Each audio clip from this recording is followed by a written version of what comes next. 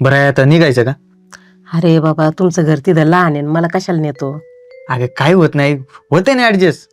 आणि तुला सांगतो, तुला नशिबाने सून एवढी भारी भेटली ना, तिचाच हट्ट चालू आहे की आईनला घेऊन या, आईनला घेऊन या. खरं ना, ती म्हणली ना मला. अगं ती म्हणली म्हणूनच तर आलोय नाही. अरे पण इथं शेताचं कसं? आलं का तुझं? अजून शेतातच जीव गुतलाय का? आणि खुरापणे आहेत माझ्या इथं. कवर राबणार आहे त्याच्यात, खोरापण्या टारापण्या करीत.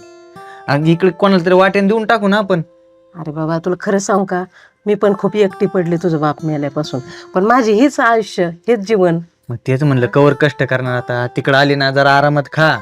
अरे मला मिसरी घासायची सवय आहे. ते सगळं होत आहे ऍडजस्ट. तुझी सून आहे ना, तुला सगळी सोय करीन तुझी. मी मोठ्याने बोलते एवढ्या.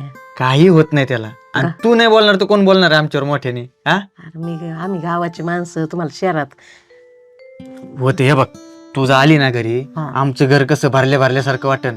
आणि त्याला आम्हाला विकर म्हणणार.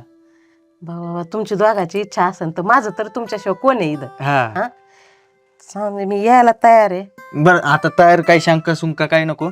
चल बरं, लगेच निघू आपण. घे बॅग भर. बरं, पिशवीत 2-4 साड्या घाल. हा घे चल. हं?